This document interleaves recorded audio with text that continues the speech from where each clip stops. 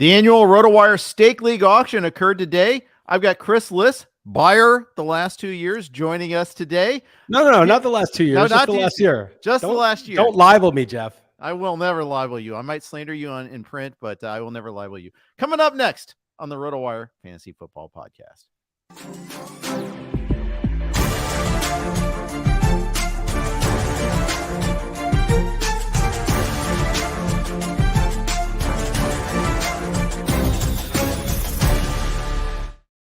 Everybody, welcome to the RotoWire Fantasy Football Podcast. Jeff Erickson here with Chris Liss, right in the wake of the annual RotoWire Steak League Fantasy Football auction that we did this morning. Chris, welcome, first of all. Thanks for joining me. And how did you feel about your team? I feel pretty good. I did what I set out to do. It worked out pretty well. There were a couple little things that I would have done differently had I known, but I feel like I executed the plan. And it wasn't the plan from 10 years ago. It was actually a good plan, I think. Yeah, I did not execute my plan. And I feel great shame for that.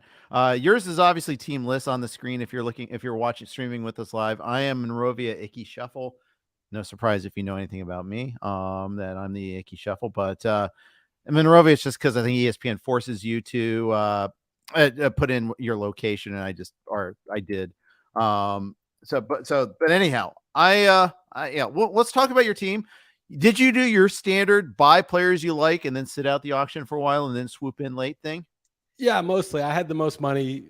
I had 41 left, and everybody had less than that for a while, and that was good. I felt like there were some bargains late that I was able to get. I thought Jackson Smith, I don't know how to say his last name, Njigba, yeah. He went for 10, and I just have him, I just print out the NFFC ADP. So I kind of have an idea of where those guys are going. I know it's half PPRs. It's a little different, but it's negligible in most cases. And yeah, I feel good. I basically punted quarterback and punted second running back. And that was my plan, was just get a lot of good receivers, get one star running back, preferably Bijan at a reasonable price, which I got.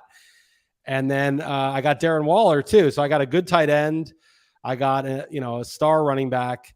I got lots of good receivers, and I punted quarterback. And quarterbacks were cheap. I mean, like if you look where like Jalen Hurts is going to the NFBC, he's going for like 17 in this.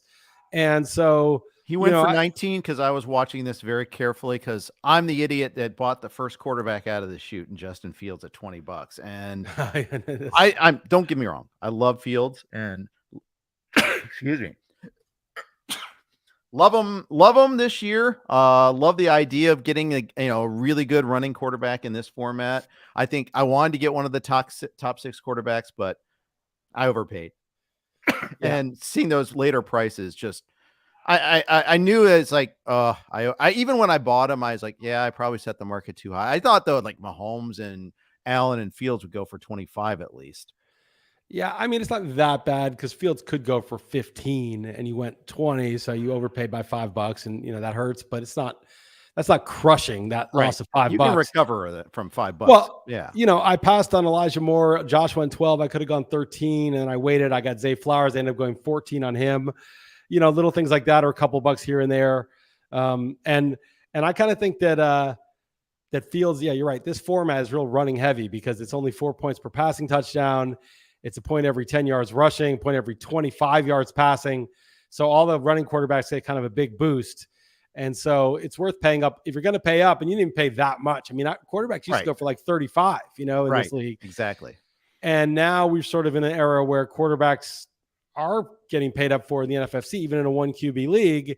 Right. And you got Fields. So, obviously, if you would just, if he'd come up later, he would have gone for $5 or $6 less, but I don't think that's that. The one thing you always got, one of the basics of fantasy football is know your league, right? And we've been doing this auction forever. And we know lately quarterbacks don't get paid up in our league.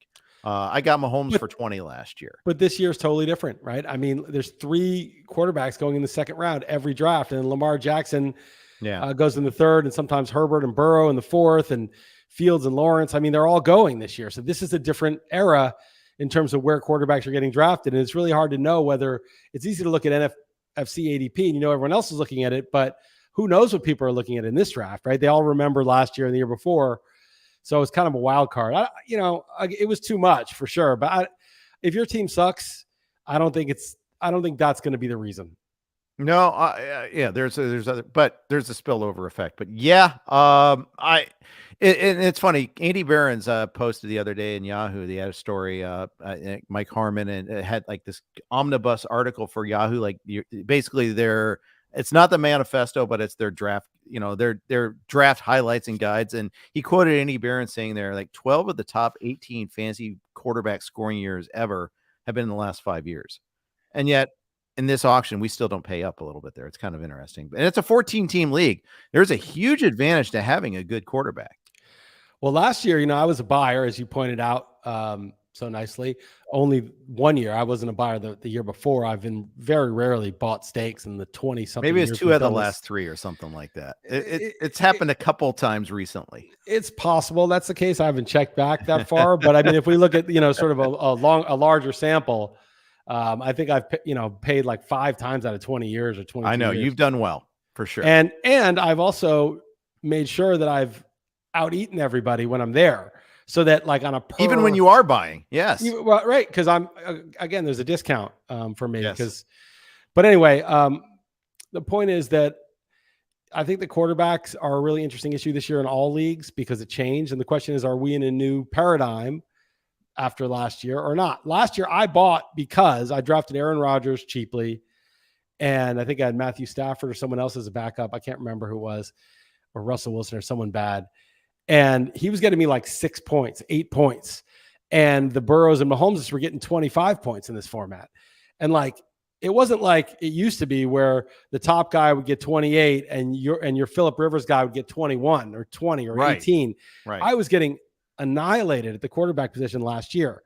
Now, that may happen again, but I paid $2 for Goff and I paid $1 for Brock Purdy.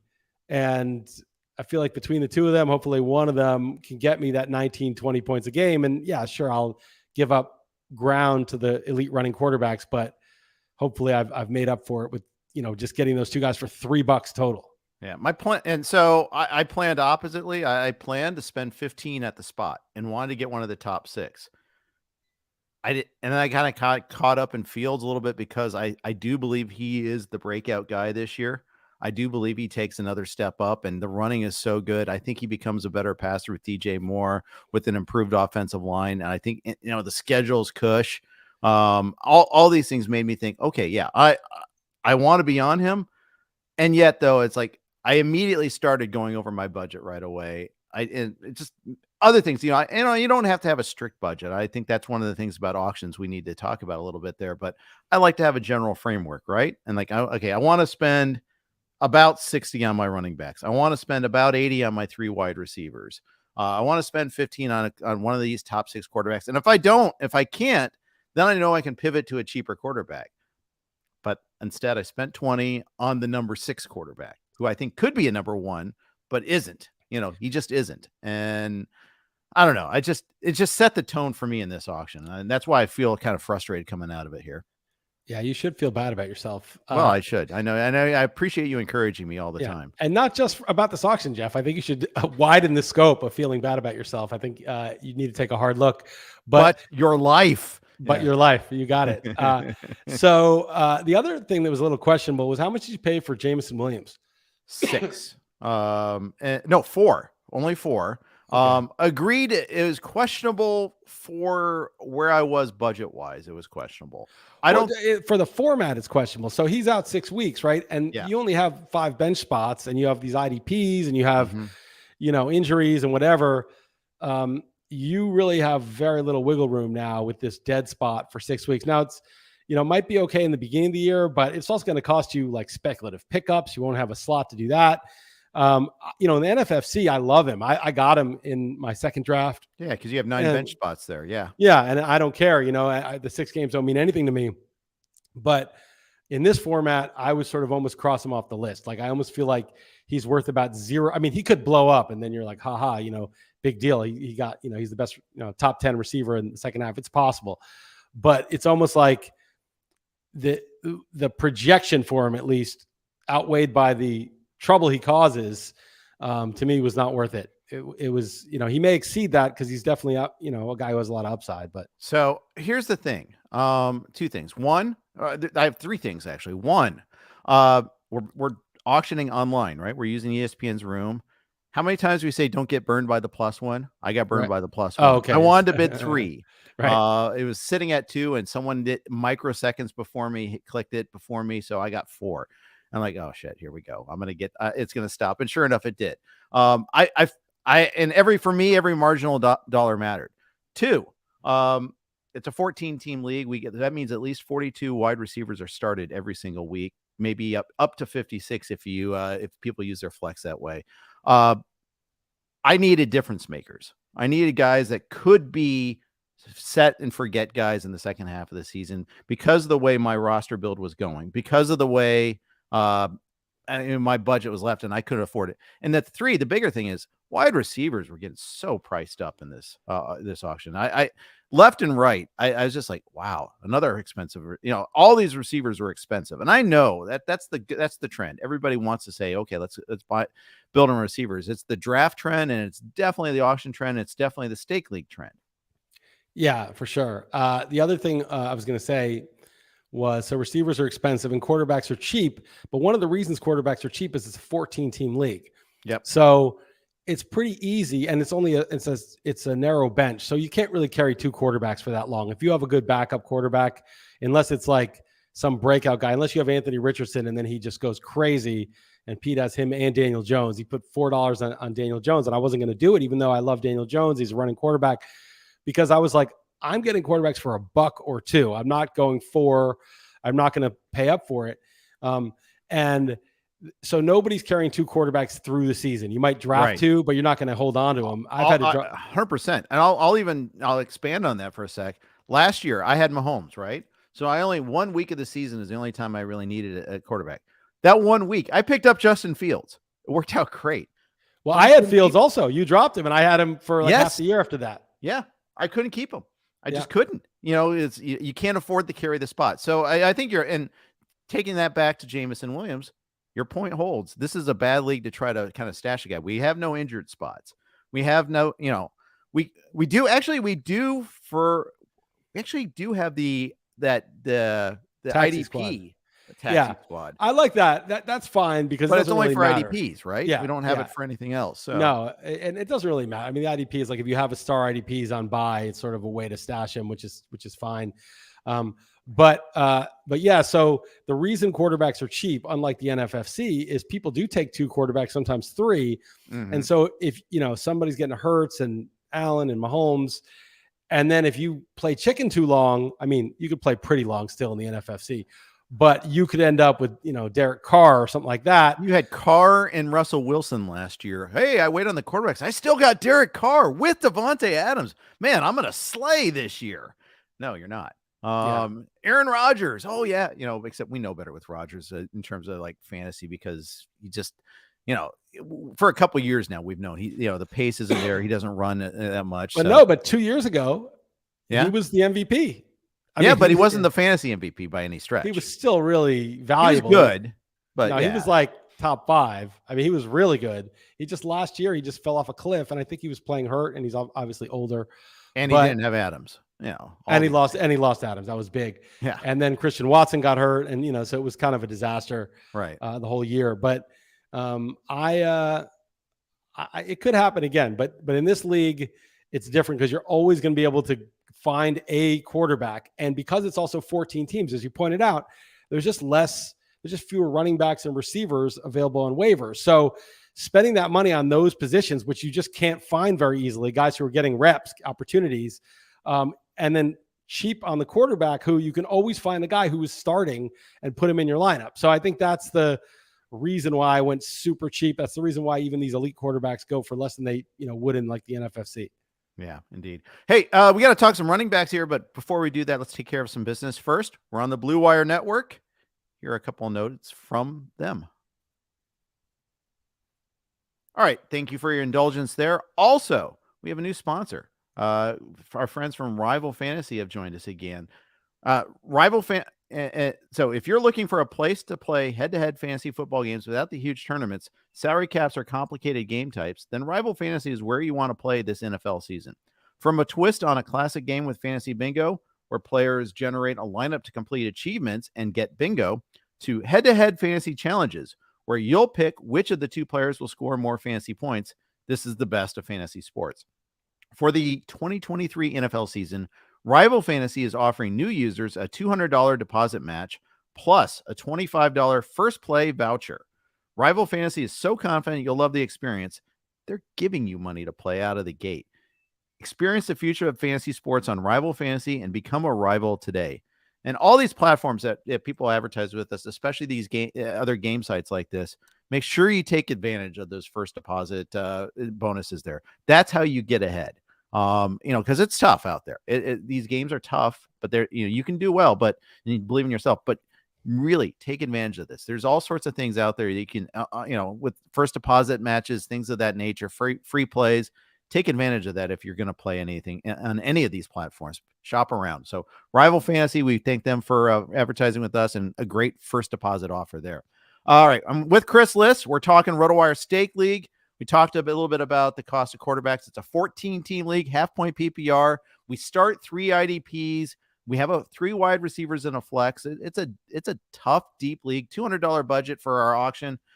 Chris, let's talk about what you did and your building blocks, because this is something you do a lot in auctions, where you select a few guys to build around, and then you kind of sit back for a while. Who are your guys this year? Yeah, so it was Bijan Robinson. Remember, it's half PPR, so he really is going to excel in this format. Whereas like McCaffrey and Eckler are more valuable in the NFFC full PPR. Yeah. So he was 48. I was willing to go to 50, and Barkley was 48. I was in on him, but Len's, the other Giants fan in the room, started going crazy, and I just let it go. And then I wanted to get one top receiver. I wanted AJ Brown, but he went for 50. So I got Amon-Ra for 44. I know he's a little less valuable in the half PPR. AJ Brown's more of a touchdown guy, so I get it. But Amon-Ra might be that way though, still, especially those first 6 weeks of the season. There's no Hawkinson. There's no Jameson Williams those first 6 weeks. It's Marvin Jones. And I know there's some, he's familiar with playing in Detroit, but this is a completely different team that he's playing with now. I think Amon-Ra is going to be right there. I like that buy. You bought Amon-Ra for 44, and again, wide receivers across the board were expensive. I ended up with Garrett Wilson, who I have in the same tier at 43, and it's like I couldn't afford AJ Brown, and CeeDee Lamb went for 49 as another point of reference there. Travis Kelce, there's no doubting his value, but he went for 49. Pass catching options were expensive across the board. Yeah, so I felt like I got a nice discount on that. I like getting Waller for 17. I think Waller is going to be almost like Kelce if he stays healthy. I mean, I think that's the big variable. He's going to get 145, 150 targets. He's going to be the guy that stretches the field. So he's like another one of those $45 wide receivers, but he's 17 if he's healthy. And then I got Watson for 21. It was kind of a funny thing. It was at like 10 or 8 or something, and I just hit 21. And I've been doing that just to speed it along mostly, even if I don't want the player. And then I was like, it stopped. And I was like, oh, maybe I could have got him for 19. I mean, I couldn't have got him for like 15, but maybe 19. So that was a good buy. That was a better buy than your Chris Godwin buy. A couple bucks higher later is your next buy along. I love Watson for the upside there in this format, especially because he's going to get a lot of touchdowns, I think. I'm a little nervous about it. I've got him in all 3 leagues so far, and Seslowsky's been talking him up like it's a done deal, and it's making me a little nervous. I mean, Jordan Love, who knows, if he can even play, if that offense could be the worst offense in football. It's possible. So we don't really know yet. But it ended up being a good buy, but I really jumped the hell out of that bid, and it just stuck. Maybe it would have gone to 25 if I didn't do that. Maybe I paralyzed people, but it's such a slow tick. It's not like, labor auction or tout where you just jump it and everyone's got 10 seconds to act. They have like 23 seconds. But and then I got Godwin, who I really like. I paid up a little bit, 23, but I just think Godwin is a year removed from that ACL now, another year removed. And I think Mayfield can support, there's just 2 guys. It's just him and Evans. That's the whole team. Evans is getting older. I think Godwin could get, 100 catches, like no problem. And so I just got those receivers. I got Zay Flowers. I got Jackson Smith in Jigba. I got, Waller. I feel like I got all these pass catchers and Bijan, and obviously quarterbacks play. I mean, Jared Goff and Brock Purdy if Brock Purdy wins the job and stays healthy, they're the full-time guy. And so then really, what did I punt? I punted second running back. I have Deontay Foreman, Jerick McKinnon, and Chase Edmonds is, probably get cut. But those guys and whatever I pick up on the waiver wire is going to be my second running back. And I'm okay with that. I feel like running backs are the thing that's easiest to kind of figure out, this guy tore his ACL. He's the next guy that's going to fill in. So that McKinnon for $5 is just fine in a half point PPR, better in a full point PPR, Sure. obviously, but I like him better than Pacheco for the price for sure. Pacheco goes for like $20 and you get McKinnon for $5. McKinnon's been the guy that down the stretch last year was more valuable. I'm totally good with that. The problem is that he's like 32 and he's been hurt so much. So I'm a little, I don't have any depth, but that's all right. I mean, again, that's what the waiver wire is for, and running backs tend to emerge more. It's really hard to get a receiver on waivers, right? Like some guy comes out of nowhere and becomes the top receiver. Maybe there's one per year, but running backs, there's a guy for 3 weeks. Deontay Foreman was that guy last year for a few weeks in Carolina. Yep, sure. There's always a guy for like 3 weeks, does well, then someone else does. Then there's like one or two guys that are like for the year are valuable. And I'm willing to deal with that with all the wide receiver depth I have. Yeah. And it's interesting because our roster builds are pretty much completely opposite this year, but I like going your route. I like buying wide receivers. I just thought that, okay, I don't know what I thought actually. I mean, I part of it is like, I thought the bargains were the better prices were for running backs, especially maybe those second tier running backs. I thought that those were a better deal than they usually are. And wide receivers I felt were priced up, but maybe I just had in my mind, I had wrong prices. But anyhow, I mean, the other thing you did is you paid up for tight end. You bought Darren Waller for 17, having a tremendous training camp. We've talked about him a little bit there. Uncoverable. What does that say about hopefully it says more about Waller and Daniel Jones and less about the DBs for the Giants. Yeah, I think DBs are going to be good. Dory Jackson's good, and the rookie they drafted in the first round should be good. I mean, hopefully. Xavier McKinney is, he had a good year last year. So, I mean, I think their secondary is all right. We'll see about the pass rush, and obviously that's going to affect the secondary. But, I like Waller a lot. I kind of have Waller as my tight end too, I think, like after Kelsey. I have Andrews because I think Andrews is going to totally thrive under Todd Monken. I really think that's going to be, if there's more volume in the passing game, it's Andrews is the one that benefits more than the receivers, but we'll see about that. I could be wrong. I do, although I think with Waller, my only concern is that he stays healthy. I think the talent is clearly obvious. It's just a question of how, can he stay on the field? That's been an issue the last 2 years. And you got a great coaching staff that's going to scheme him properly. And like, right. It's not the Raiders. This is like a professional organization now. Exactly. And then I got Dalton Kincaid, and Shu denies being devastated. Our Bills guy, Shu, denies being devastated when I used 5 of my last $6 for a second to last spot and took Kincaid. But there is so much hype on this guy. And they were talking about how he's more of a wide receiver and Dawson Knox is more of a blocker.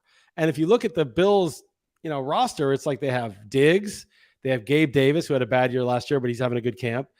And maybe Kincaid is the number 3 guy. Maybe they line him up, in different places. And, rookie tight ends don't do much usually, but, I don't want to go by that sort of inductive reasoning, like, rookie tight ends don't usually do something, so one can't do something. Usually they're not this involved in camp and getting this much buzz. So it was a bit of a hype pick, but I'm glad I got a share. I've seen him go in like the 8th, 9th round now in the NFFC.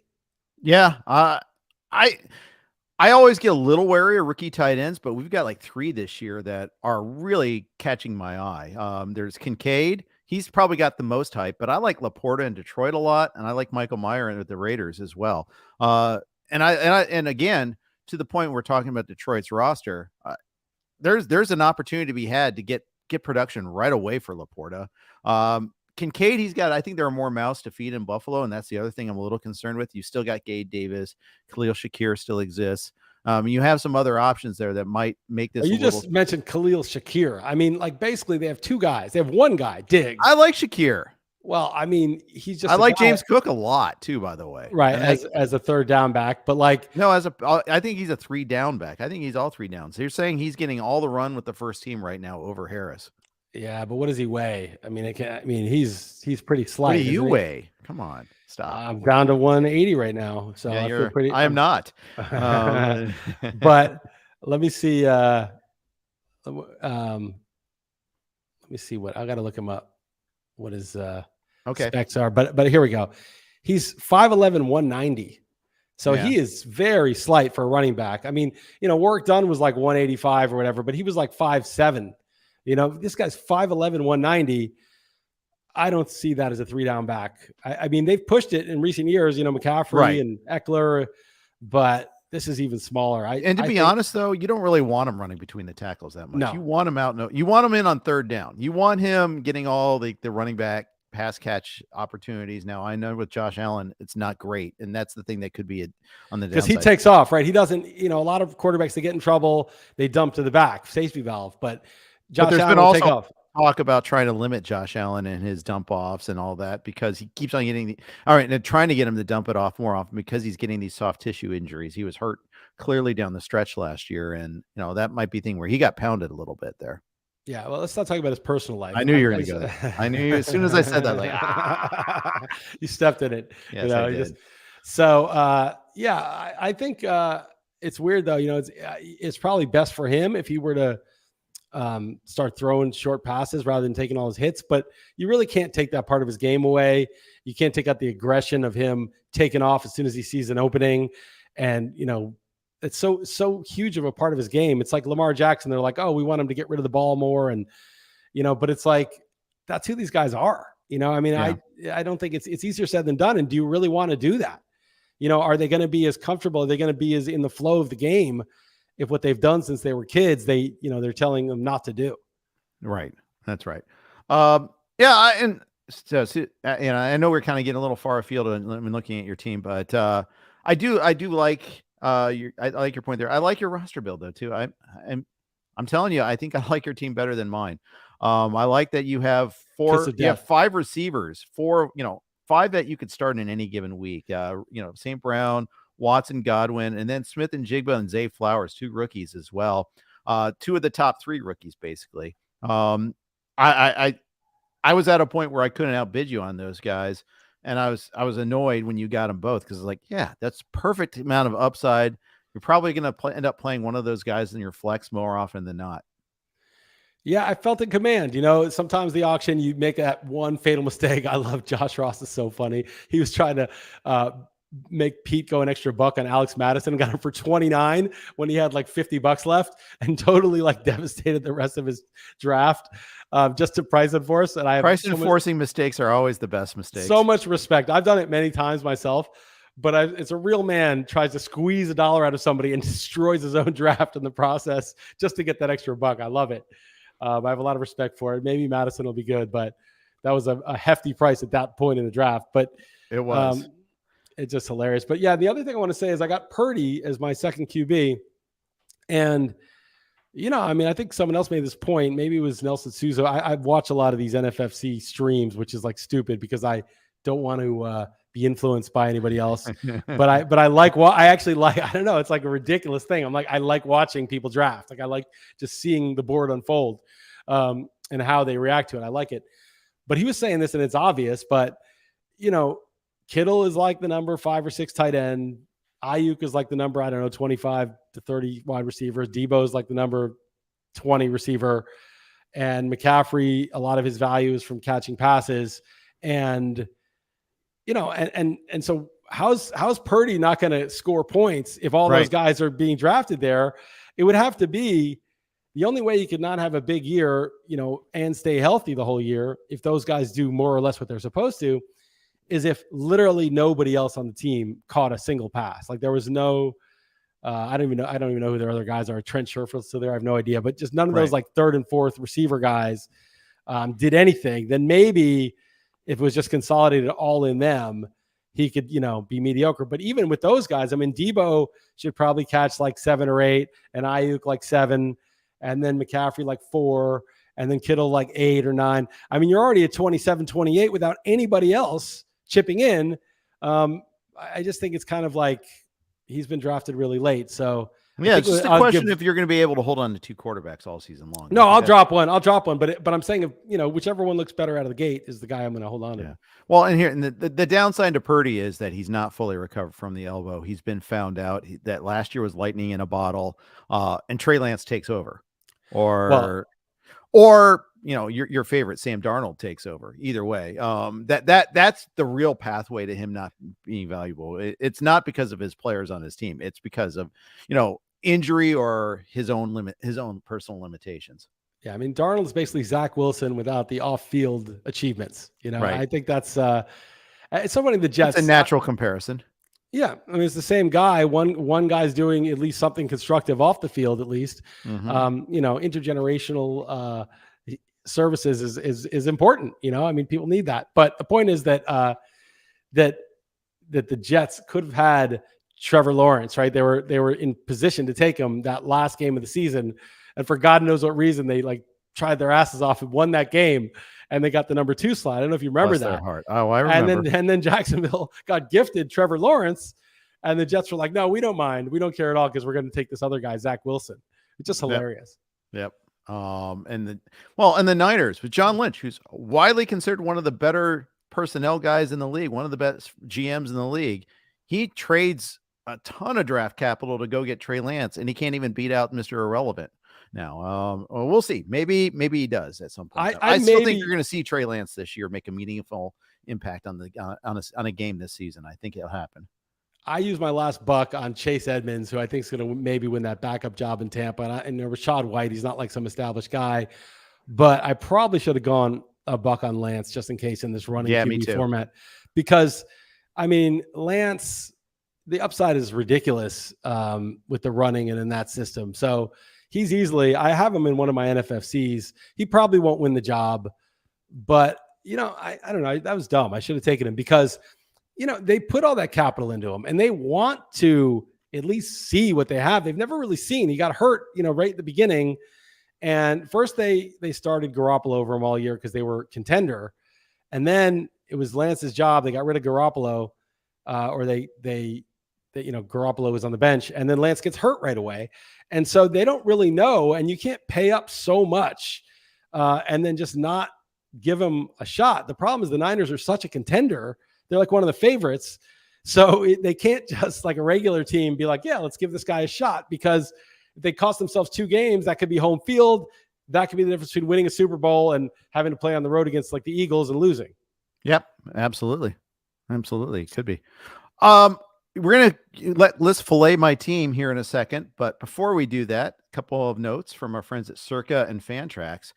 Get ready for more millions guaranteed. The biggest pro football contests in Vegas are back and bigger than ever with 14 million in guaranteed prizes. Only at Circa Sports. Enter in Nevada. Play from anywhere. 2 ways to win and no rake. Play Circa Million. Make 5 picks against the spread each week with 100% payback to players. Grand finale winner takes home $1 million. Last place takes home $100,000 booby prize. With quarterly and full season payouts, $6 million is guaranteed. Join Circa Survivor to select one team each week straight up with no repeat selections. If the team loses or ties, the entry is eliminated. Each team can only be picked once in a season. Go 20-0 or be the last person standing to win it all. $8 million guaranteed. $14 million in guaranteed prizes. Visit circasports.com for details. You can be this year's team of destiny. I did that just for you, by the way. I threw that in there. Thank you. Team of destiny getting down to the final 23 and losing. That was our destiny. But everyone has a destiny, right? One way or the other. But I will say that I didn't go to the Vegas trip this year, and I wasn't able to sign up. And I'm a little worried. I'm going to be in this low stakes contest with Seslowsky. I mean, you could win a lot because there's a lot of people in it.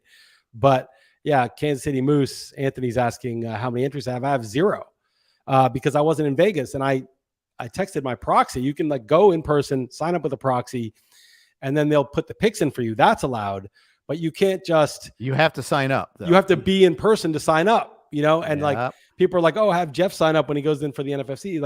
You can't sign up for me, and so, that's bad. And I want to do the super contest too. Yeah, right? The super contest, the Circa Million. So I don't know what to do. I got to find like an online high stakes contest. I mean, obviously I can get in, I have my home picking pool or whatever, and I'll pick the games, but it's just not the same. And this is what I'm really afraid of, Jeff, is that I'm going to be picking these 5 games a week, as though it's the contest. I'll even use the contest lines on my Real Man Sports site.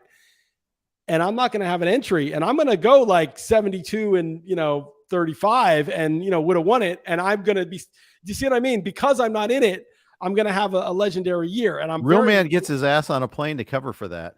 I mean, I'm really nervous about this, Jeff. I'm really concerned. Dude, come meet me in Vegas. I'm going to be in Vegas both the 24th through 26th and then the 31st through the 2nd. One for we're doing broadcasts from Circa to help kick off Circa Millions and Circa Sportsbook. I mean, in Circa Survivor. And then I'm going to be the following weekend, Labor Day weekend, for the NFFC. So you should just come on out. Just get on a plane, man. It's not a plane. If there was a plane, it's multiple. Come on, the Lisbon to Vegas straight shot doesn't exist. What the heck? They really should. So wrong. It's a travesty that direct flight doesn't exist. But it's not just that. I'm also going to be in France the next couple weeks, so I'm not going to be able the first weekend, and the second weekend I could get there, but man, that would be a hell of a. I just got back from the States. I should have just showed up at the trip and done it. You'll be doing Circa Million instead of Circa, instead. But I'm really nervous that I'm going to have a monster year and be like, dude, this was worth $1 million, and I blew it. So yeah, you're going to be playing like the French football league, Ligue 1, I believe it is. And you'll have used Paris Saint-Germain, and then you'll be like, who do I use next? Sorry. Yeah. Kept on going with that joke, and it's all right. We'll keep it going, Jeff. Always go too far. Yes. Always go that extra mile. Yeah. Okay.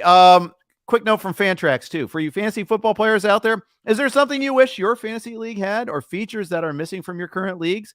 Bonus scoring, custom schedules, or playoffs, deeper team settings? Well, look no further, because we have you covered with our friends at Fantrax. Fantrax is the most customizable fantasy platform in the industry, offering the greatest fantasy experience for your dynasty, keeper, redraft, and best ball leagues. Create or join a fantasy football commissioner league, invite your friends, and dominate your draft this season. Fantrax is the top fantasy football platform in the industry. Are you coming from another service? Not a problem. Fantrax can easily import any of your current leagues and rosters and customize if needed. Ever have a trade go wrong or make a mistake in dropping a player? Fantrax Commissioner tools allow you to undo any move with one simple click. Is there anything lacking in your current fantasy league manager? Fantrax likely has it. Fantrax is running a special promotion you don't want to miss. Sign up for free at fantrax.com/RotoWire today to enter for your chance to win tickets to any regular season NFL game for you and your entire league, plus $6,000 in spending cash. That's right, tickets for your entire league. Simply create a new league or bring over your existing leagues for more chances to win. Go to fantrax.com/RotoWire and sign up today. Again, fantrax.com/RotoWire. Fantrax, the home of fantasy sports. I'm here with Chris Liss. We just completed the RotoWire Steak League. He was a buyer last year. I may have mentioned that. I might be buying this year after today's performance. I'm not stop with the reverse jinx, Jeff. I'm genuinely unhappy about my team. I gotta tell you, first of all, like I said, I'd like to invest in wide receivers. I had a budget of $80 for 3 wide receivers, and I wanted my flex to be a wide receiver. Instead, I spent $95 on 3 running backs, including one in my flex. What the heck? What am I doing? I felt this way. Like I got the first one in Derrick Henry. I'm fine with that. I'm not like huge on Derrick Henry, but he was like $6 to $7 cheaper than the other top running backs. Okay, fine. But then I kept going on Aaron Jones because, you got to have another old running back. Finally, Dameon Pierce for $25 as my flex. And it was kind of one of those where I was advancing the bid. That was my price in force gone wrong. Once I saw it landed, I'm like, oh, I really have to change everything on my roster now at this point. Everything with my plan. I got to go cheap on my other receivers. And I don't like going cheap on wide receivers. Yeah, if this team does well, probably the rest of your teams will be bad. So you're kind of actively rooting against this team. I feel like I don't like Dameon Pierce. I mean, I could be wrong. I was just wrote something about this today on the Substack or I got rid of the Substack, it's just Real Man Sports. But I wrote that don't investigate too many players. Like we used to say, research every single player, know every single team, know everything that's going on. And as long as you pay close attention to the NFL and you watch and you've been doing it for a long time, I think like your brain just turns to mush if you investigate too many players. Like you just want to like look at the pool, look at the ADP and be like, I like this guy, don't like that guy, and just draft off of that. I'm not saying not, to ignore information if someone's like, well, he, blah, blah, blah. Like if someone comes up with something, but I just feel like it's really hard to weigh all this information. Like one guy, like, well, he's got a lot of yards after contact, but he's a slow guy, but his team's offensive line improved, but they split carries, or they took him out on third downs. And there's all these like factors, and it's impossible to aggregate those, in some way where it's properly weighted. So you end up just leaning on a couple things that jump out at you. And I think like, forget all that. Just be like, Pierce, don't like him. Singletary's a pro. Pierce isn't that established. I'm just out. And like, I could be totally wrong about that. Don't get me wrong. I'm just saying like, my take is no to Pierce. He's just he's not an established guy, and he's got a pro competing with him. And I could easily see Singletary being the top back this year. So, and that's fine. I don't feel that way. I like Pierce. I like his yards after contact. I like the way he runs. I think Singletary is just a guy that Buffalo spent 3 years trying to replace. They finally did. I don't worry about Singletary that much. So I like Pierce. It's just that for me, it was kind of but he's not necessarily a target, but I like him. Let's put it that way. But I would, if I had to do it all over again, instead of going for Derrick Henry for 42, even though I know he's awesome, he's a workhorse back, blah, blah, blah, I would have rather gone like 33 on Etienne and 35 on Gibbs and get both of those guys instead of the way I did it. I it's a young man's position. I regret going the route I did there. We'll see. I can find a way to make it work, but it's definitely not the way I like to build a team. And then it led me to like going really cheap at my second and third wide receivers. And if, I'm not going to be starting a receiver in the flex more often. If I am starting a receiver in the flex, not bye week related, it means something's gone wrong. And that's something that I'm kind of annoyed by there. I did get Garrett Wilson for 43. Very happy with that, especially when I thought other wide receivers were going for more in the same range. And then I went all the way down to $17 for my next wide receiver in Deontay Johnson. Again, I like Deontay Johnson. The lack of touchdowns last year, total fluke. I'm not worried about that at all. Yeah. I mean, the Red Sea was parted, Jeff. So I think there is a possibility your team could be okay. But I liked Wilson fine. I think I was at 42 when you went 43, and then I let him go. Yeah. Johnson, I don't love him in the format because he's a target accumulator, a pass catcher, and so it's half PPR. And then he will not score 0 touchdowns, but maybe he scores 5 or 6. I don't think he's like a 9 touchdown guy, probably. Right. He's just very small. And, Pickens is the guy who makes sort of those like deep over the defender catches. But Johnson is the guy that gets separation, right? Pickens just makes the acrobatic catch. So, I like Johnson in the NFFC format. Half point PPR. It's not standard. You're going to get something. You're going to get something for those two. Yeah. No, I mean, it makes a difference. I don't know. Obviously, if your running backs ball out, you'll have a good team. And all those guys are starters, and they all could ball out. If they stay healthy, they could be good. I'm sort of out on Jones just because the age and the mileage. And I think Dillon is actually good. I think Dillon. I think Dillon's terrible. I think really, especially, he's the new Ron Dane, big quadzilla. We're going to run him at the goal line all the time. And he doesn't get in all the time. I think that Jones is actually a better goal line runner than Dillon. That may be true at the goal line, but Dillon has always had, 4+ yards per carry. He can catch the ball. He's not a stiff as a pass catcher. And I think the Packers probably run it more this year with Jordan Love. Because Rodgers threw so much in the red zone. That was Rodgers' thing. He was always thrown to Adams. That bodes well for both backs, I think. Yeah. So, I think I don't know. We'll see. You're right. Jones was definitely was like an elite talent when he was younger. I just think like, okay, he's 28 or almost 29, and one of the class of 2017, along with Dalvin Cook, Kamara, McCaffrey, all those guys are getting Mixon. They're all getting older. Yeah. I went for a lot of upside type of young receivers for that third spot, in addition to Jameson Williams, which we've already vetted. Quentin Johnson, he was cheaper than the other top rookie wide receivers. He went for 6. I was kind of surprised he stopped there, but I was like looking for anything in that price range because my max was 8 at the time. So I was just hoping to get a $6 receiver. Got Bateman from the Baltimore Ravens for $3. The news on him hasn't been good in camp with his foot, which is why he was so cheap. Meanwhile, you paid, I think, 14 for Flowers. And I think they're kind of at the same value a little bit. I would have been happier to have Flowers for 3, but I'm happy to have either of them for 3 is kind of the way I was looking at it there.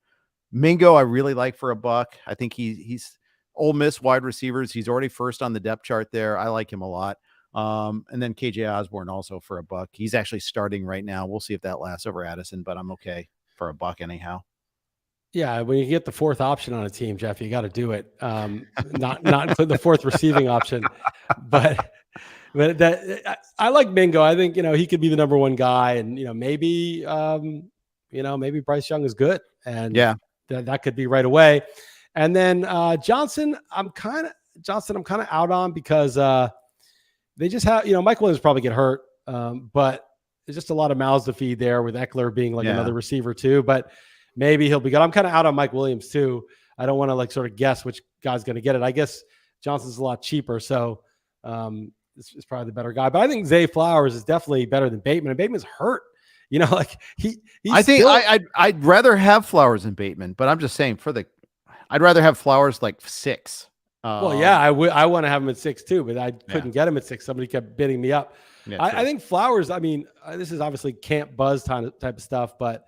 They just say he's super quick, and I think he's going to be their number 1 guy. I don't think Beckham is going to get it back. I think he's too far gone from. I agree with you. There. And then Bateman's hurt, and then what else do they have? I mean, they have this rookie who's sort of destroying it in camp, and Mark Andrews, and I think those are going to be his targets. But we'll see. Maybe I'm buying too much into this training camp hype. I got Kincaid and Flowers.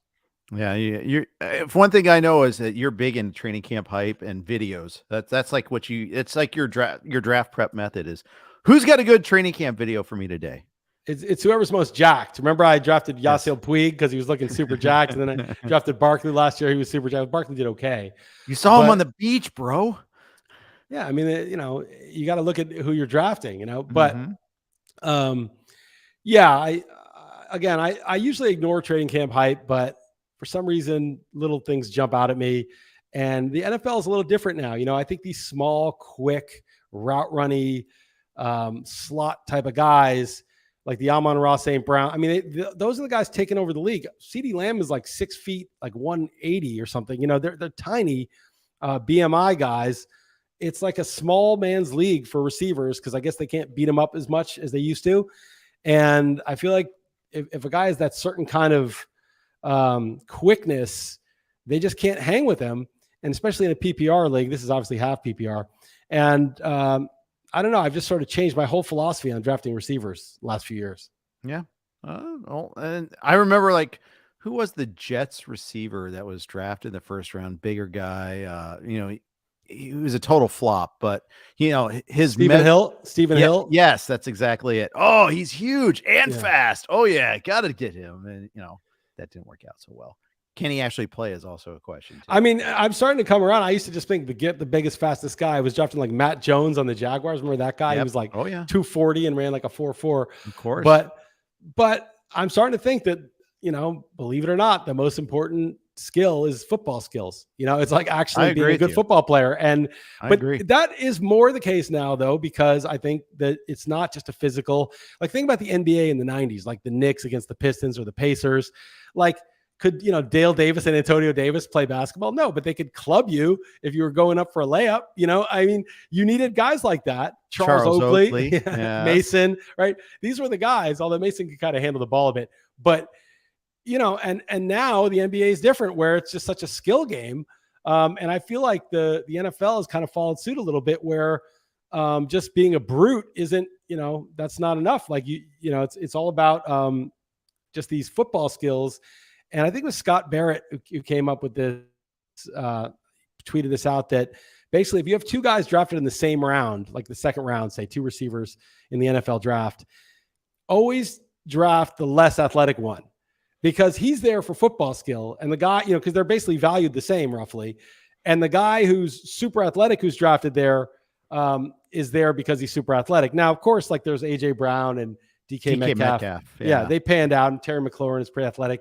But I guess more often it's the guy who's just really skilled that ends up panning out.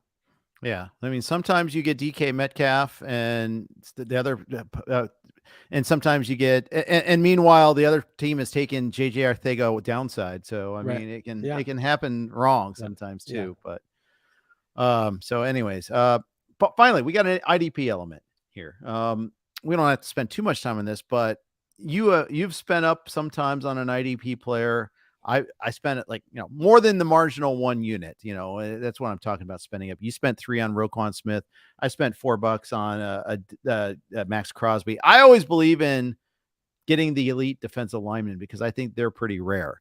We have to take, and for background, we have to take 1 defensive lineman, 1 linebacker, and 1 defensive back. So it's not really that deep, but I feel like linebackers are a dime a dozen. You can almost always find a linebacker that piles up the tackles. Yeah, I was price enforcing. I mean, it's a minor error, but I thought someone's going to go 4 because Roquan Smith is like the top of the list. Yep. And if he ends up being the guy who gets 160 tackles or whatever he's projected for, then that'll be fine. But you're right. It's pretty easy, especially week to week. You don't need a guy who gets that on the year. You can get a guy who gets hurt, then you pick up another guy who's getting 12 tackles a game for some random guy you've never heard of. And I do that all the time. So that was kind of a mistake. I didn't mean to do that. I meant to go $1 on each. Safeties always seem to get hurt, and they never seem to, the preseason rankings never hold up. So I just got Richie Grant, who I've picked up once or twice before as an IDP and was fine for me. And then Dexter Lawrence is a defensive tackle. So he's not going to get the sacks like Max Crosby, but he's going to get a lot of tackles. Like he's reliable. He'll get you 3-4 a week. He probably won't have those 9-point weeks, but he won't have those like 1s and 0s too. So I'm happy with him for $1. Yeah, it's a fair trade. I mean, I always believe in you get that guy that has like a 2-sack game. You're like, oh yes, I just got an extra player there. Basically, it's the way I look at it there. So I don't know. And but then again, you can get that. There's always a cliff year for defensive ends too. You get the JJ Watt injury year. Those guys get hurt too. They're like Ferraris. The Bosas are always hurt. JJ Watt got hurt. Yep. TJ Watt was hurt last year for some of it. Dexter Lawrence, by the way, had 7.5 sacks last year, so it wasn't like nothing. Right. But he's just a beast. He's just one of the best interior linemen in the league, and I think he'll get his. I could have taken Kayvon Thibodeau also, but that would be more speculative. There was also someone took Aiden Hutchinson. I realized right after that I should have maybe taken him, but whatever. I spent $1 on it, and I didn't do a lot of research either, to be honest. Fair enough. Any other observations from this? It was fun. I see Pete is chirping, and Barons are chirping, mocking my team. And then Pete said that the power rankings in the My Fantasy leagues have me last, which I'm happy with that because it probably means my team's good. But also it's from that second running back slot, right? Because they sort of draft as though like Deonta Foreman is going to be there all year, no matter what. He's projected for 500 yards, 4 touchdowns. So they just give me that. But of course, I'm going to work that spot. And so when you purposely punt a spot to work, you're going to do poorly on those automated tools. But I wouldn't worry about it too much. But maybe Jeff, maybe we should do a side bet. I mean, the league likes your team better than mine. The software. Oh, does it? That's amazing because I don't. But yeah, of course, out of principle. What do we say? $50? $50. All right. We got to email it though, because if you don't email, you won't remember. People were paying me at the steak dinner for some bet we made. I'm the one that remembered. Yes. Yeah, you're good. That was great. Yeah. You got all this money. Yeah. And that was for our draft that we do at the steak dinner every year, where we used to do the steak dinner in January when you still lived out here, and we do like NCAA teams, and instead now we have to do NFL for the following season, Super Bowl teams.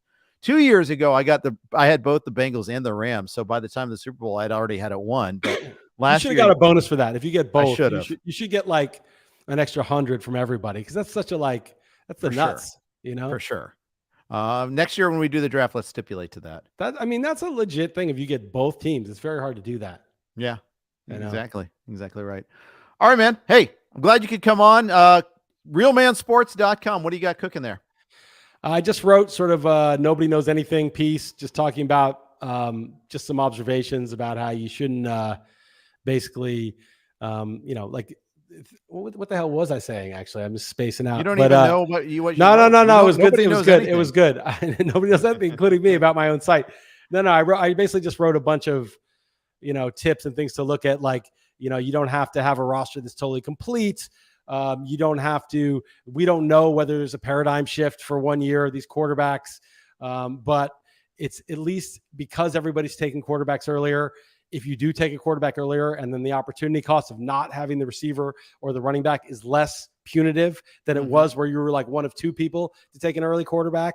So it actually makes more sense, paradoxically, that everybody's doing it to also do it. Like when everyone's pushing up closers, it's safer to push up closers because that's just the going rate for them. And some observations like that. I really wish I remembered because I had some good ones, but I'm 3 days into a 4-day fast, and it's 10 o'clock at night here, so I'm a bit spaced out. Yeah, fair enough. You're a little loopy. I appreciate that. Yeah. Thank you for coming on. 9 o'clock nighttime in Portugal. Good draft today. It was fun. Always fun, and always fun to do these. So thanks for coming on. Everybody check out Chris_Liss on Twitter, realmansports.com. Coming up, we've got our usual slate of podcasts for the rest of the week. Thanks for tuning in. Take care.